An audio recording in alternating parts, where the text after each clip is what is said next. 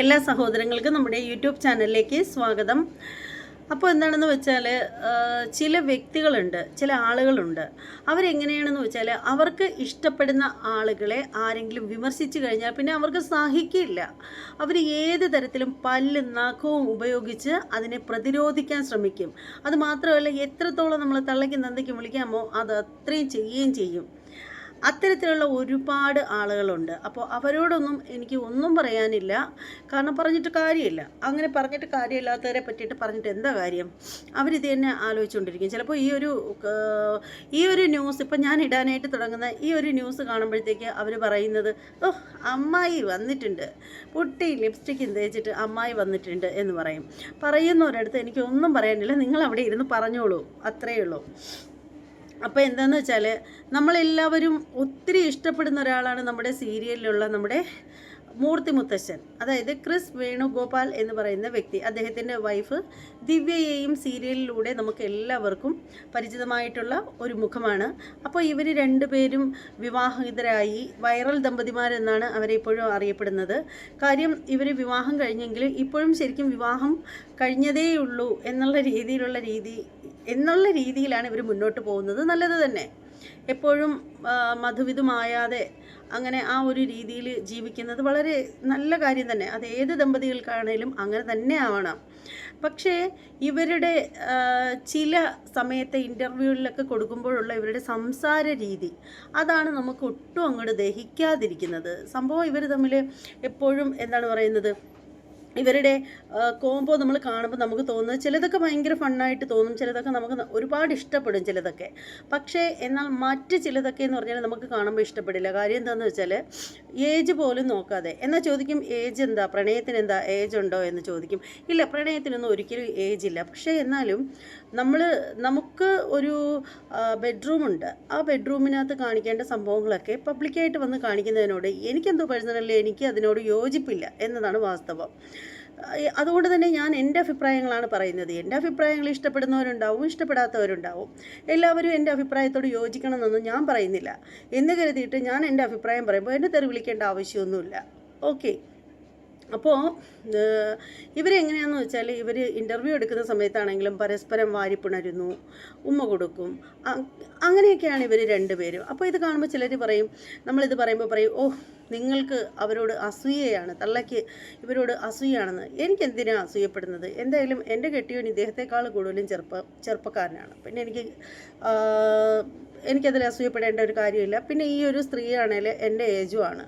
അപ്പോൾ അതുകൊണ്ട് എങ്ങനെ വെച്ച് നോക്കിയാലും എനിക്ക് ഇവരോട് അസൂയ തോന്നേണ്ട ഒരു കാര്യമില്ല. പിന്നെ പണമാണ് ജീവിതത്തിൻ്റെ വലിയ സംഭവമാണെന്നുണ്ടെങ്കിൽ അത് ഞങ്ങൾക്കില്ല, അത് സത്യമാണ്. അപ്പോൾ എന്തായാലും ഇവരുടെ വാക്കുകൾ, ഇവർ പലപ്പോഴും പറയേണ്ടാത്ത കാര്യങ്ങൾ പോലും ഇൻ്റർവ്യൂവിൽ വന്നിട്ട് പറയുന്നു. സ്വാഭാവികമായിട്ടും ഈ കമൻറ്റോളികളെന്ന് പറയുന്നൊരു വിഭാഗമുണ്ട്. കമൻറ്റ് മാന്യമായിട്ട് ചെയ്യുന്ന ആളുകളുമുണ്ട്, അനാവശ്യമായിട്ട് മറ്റുള്ളവരെ തെറി വിളിച്ച് സുഖം കണ്ടെത്തുന്ന ആളുകളുമുണ്ട്. പക്ഷേ അത്തരക്കാർക്കെതിരെ ഇപ്പോൾ നിയമ നടപടിയൊക്കെ മുന്നോട്ട് പോകാനൊക്കെ പറ്റും, നിയമപരമായിട്ട് മുന്നോട്ട് പോകാനൊക്കെ പറ്റും. ഇപ്പോഴാണ് അത്തരത്തിലുള്ള ഒരു നടപടി ഹണി റോസിൻ്റെ വിഷയം വന്നപ്പോഴാണ് ഉണ്ടായത്. അതുവരെ ആർക്ക് വേണേലും കമൻ്റ് ഇട്ട് അർമാദിക്കാമായിരുന്നു, വേറെ പ്രശ്നമൊന്നും ഉണ്ടായിരുന്നില്ല. ഇപ്പോൾ കമൻ്റ് ഇടുന്നതിൻ്റെ സ്ക്രീൻഷോട്ടൊക്കെ എടുത്ത് നിയമപരമായിട്ട് മുന്നോട്ട് പോകാൻ പറ്റും. അപ്പോൾ ഇത് ഞാൻ പറയാനുള്ള കാര്യം എന്താണെന്ന് വെച്ചാൽ, ഇവരുടെ കമൻറ്റ് ബോക്സിൽ വന്നിട്ട് തെറി വിളിക്കുന്ന ആളുകളുണ്ട്. ഒത്തിരി തെറി വിളിക്കുന്ന, അല്ലെങ്കിൽ ഇവരുടെ ഏജിനെ ചൊല്ലി പറയുന്ന, അല്ലെങ്കിൽ അപ്പൂപ്പനും കൊച്ചുമോൾ എന്നുള്ള രീതിയിൽ പറയുന്ന ആളുകളുണ്ട്. അപ്പോൾ അവരോട് എനിക്ക് പറയാനുള്ളത് പുച്ഛം മാത്രമാണ്. നിങ്ങൾക്ക് നാണമില്ലാത്തത് കൊണ്ടാണ് നിങ്ങൾ ഇങ്ങനെയൊക്കെ ഇവർ പറയുന്നത്. കാര്യം എന്താണെന്ന് വെച്ചാൽ അവർ പരസ്പരം ഇഷ്ടപ്പെട്ട് സ്നേഹിച്ച് വിവാഹം കഴിച്ചവരാണ്. അദ്ദേഹത്തിന് ഇനി 90 വയസ്സായി എന്ന് പറഞ്ഞാലും 100 വയസ്സായി എന്ന് പറഞ്ഞാലും അദ്ദേഹത്തിൻ്റെ ജീവിത സഖിയായ സ്ത്രീക്ക് പ്രശ്നമില്ലെന്നുണ്ടെങ്കിൽ പിന്നെ നിങ്ങൾ ഇങ്ങനെ കിടന്ന് കുരയ്ക്കേണ്ട കാര്യമില്ല. ഓക്കെ. അപ്പം നിങ്ങൾ വിവാഹിതരാണെങ്കിൽ, നിങ്ങൾക്ക് മക്കളുണ്ടെങ്കിൽ ഭാവിയിൽ നിങ്ങളുടെ കുട്ടികളെ നിങ്ങൾക്ക് ഇഷ്ടമുള്ളതുപോലെ യങ്ങായിട്ടുള്ള ആളുകൾക്ക് പിടിച്ച് കൊടുക്കുക. അതാണ് നിങ്ങൾ ചെയ്യാനുള്ളത്. അതല്ല നിങ്ങൾ വിവാഹം കഴിക്കാത്ത ആളുകളാണെങ്കിൽ നിങ്ങൾ പോയി വളരെ ചെറുപ്പക്കാരനോ ആയിട്ടുള്ള ആളുകളെ വിവാഹം കഴിക്കുക. അല്ലാണ്ട് വിവാഹം കഴിച്ച് ഒരുമിച്ച് സന്തോഷമായിട്ട് ജീവിക്കുന്നവരെ കമൻറ്റ് ബോക്സിൽ വന്നിട്ട് തെറി വിളിക്കേണ്ട കാര്യമില്ല. അത് ഒരു വശം. പിന്നെ പറയാനുള്ളൊരു കാര്യമെന്ന് വെച്ചാൽ, മറ്റൊരു വശം എന്താണെന്ന് വെച്ചാൽ, തെറി വിളിക്കുന്ന ആളുകൾ അല്ലെങ്കിൽ ബാഡ് കമൻ്റ് ഇടുന്ന ആളുകൾ അവർക്ക് വിവരമില്ലാത്തത് കൊണ്ടും അവർ വളർന്ന അല്ലെങ്കിൽ അവർ ജീവിക്കുന്ന ആ ഒരു ചുറ്റുപാടിൻ്റെ ആ ഒരു ഇത് മൂലവും ഇവർ പറയുന്ന വൃത്തികേടുകൾ ഇൻ്റർവ്യൂകളിലൊക്കെ വന്നിട്ട് ഒരു ഉളുപ്പും കൂടാതെ വിളിച്ച് പറയുന്ന നിങ്ങളെ എന്താ പറയുക? എന്നാൽ അങ്ങനെ വിളിച്ച് പറയുന്ന സമയത്ത് നിങ്ങൾക്ക് ചുറ്റും ഒരു സമൂഹമുണ്ട്. അതല്ലെന്നുണ്ടെങ്കിൽ നിങ്ങളുടെ മക്കൾ കേട്ട് കഴിഞ്ഞാൽ പോലും മോശമാണ്. അതായത് ദിവ്യയുടെ മകൾക്ക് 18 വയസ്സോ മറ്റോ ഉണ്ട്, മകന് ചെറിയ കുട്ടിയാണ്. പക്ഷേ ഈ കുട്ടികൾ അച്ഛൻ്റെ അമ്മയുടെയൊക്കെ ഇൻ്റർവ്യൂ എന്തായാലും മക്കൾ ഉറപ്പായിട്ടും കാണും. അപ്പോൾ ഇത്തരത്തിലുള്ള ഡയലോഗുകളൊക്കെ അടിക്കുന്നത് വളരെ മോശമാണെന്നേ എനിക്ക് പറയാനുള്ളൂ. അപ്പോൾ ആ ഒരു കാര്യം എന്താണെന്ന് വെച്ചാൽ കേൾക്കാവേ. ഇതൊരു ട്രോളാണേ. രാത്രി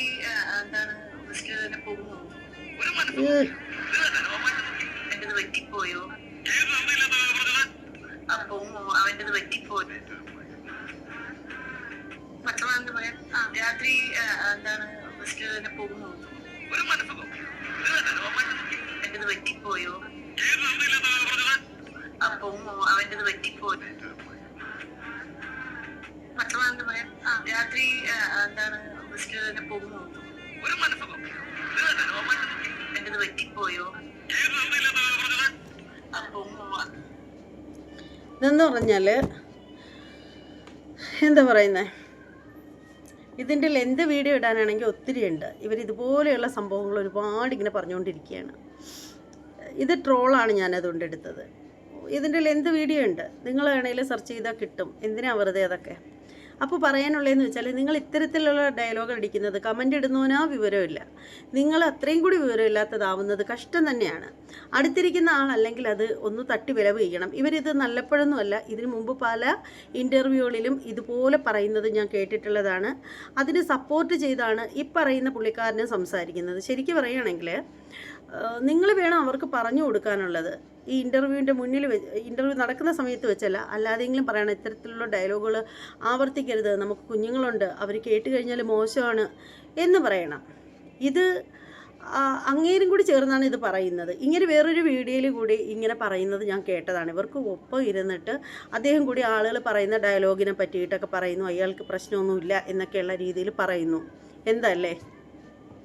എനിക്ക് തോന്നുന്നു ഇതിനാണ് അല്പന് അർത്ഥം കിട്ടിയാൽ അർദ്ധരാത്രിക്ക് കുട പിടിക്കും എന്നൊക്കെ പറയുന്നത്. ഇതുപോലെയൊക്കെയുള്ള കാര്യങ്ങൾക്ക് വേണ്ടിയിട്ടായിരിക്കണം പറയുന്നത്. പക്ഷേ എന്ത് തന്നെയാണെങ്കിലും വളരെ മോശമാണ്. എനിക്കിത് കേട്ടിട്ട് വളരെ മോശമായിട്ട് തോന്നി, വളരെ മാനക്കേടായിട്ട് തോന്നി ഇങ്ങനെയുള്ള വാക്കുകൾ. കാരണം ഇത് കുട്ടികൾ കാണും. കുട്ടികൾ എന്ന് പറഞ്ഞാൽ ഇവരുടെ മക്കളുടെ കാര്യം കേട്ടോ ഞാൻ പറഞ്ഞത്, മറ്റുള്ള കുട്ടികളുടെ കാര്യം അവിടെ നിൽക്കട്ടെ, ഇവരുടെ മക്കൾ തന്നെ കാണും. അപ്പോൾ അവർ ചിന്തിക്കും ഇതെന്തായിരിക്കും, ഇതെന്താണ് ഉദ്ദേശിച്ചത് എന്നുള്ളത് അവർക്കറിയാലോ. ഇവരിങ്ങനെ പറയുന്നത് എന്തിനെ പറ്റിയാണെന്നോ അവർക്കറിയാലോ. അതിനുള്ള പ്രായമായ കുട്ടികൾ തന്നെയാണ്. അതുമാത്രമല്ല ഇതൊരു ഇൻ്റർവ്യൂ അല്ലേ. ഈ ഇൻ്റർവ്യൂ ഒക്കെ എത്രയോ ആളുകൾ ഇരുന്ന് കാണുന്നതാണ്. അപ്പോൾ ഇത്തരം നിലവാരം കുറഞ്ഞ വാക്കുകളൊക്കെ സംസാരിക്കാതിരിക്കാൻ ദയവ് ചെയ്ത് നിങ്ങൾ രണ്ടുപേരും ഒന്ന് ശ്രദ്ധിക്കുക. പിന്നെ സെലിബ്രിറ്റീസിൻ്റെയൊക്കെ ഇൻ്റർവ്യൂ പോരെങ്കിൽ മൂർത്തി മുത്തശ്ശനെയും ഈ പറയുന്ന ദിവ്യയെയും ഒരുപാട് പേർക്ക് സീരിയലൊക്കെ കാണുന്ന കുട്ടികളൊക്കെ ഉണ്ട്, അവർക്കൊക്കെ ഇഷ്ടമാണ്. അപ്പോൾ അവരൊക്കെ നോക്കുമ്പോൾ ഇതുപോലെയുള്ള ഡയലോഗ് എനിക്ക് പോലും ആ ഒരു ഡയലോഗ് പറയാനായിട്ട് തോന്നുന്നില്ല. അത്തരം വൃത്തികെട്ട വാക്കുകൾ ഇവരിങ്ങനെ പച്ചക്കിരുന്ന് പറയുന്നു. എന്തല്ലേ?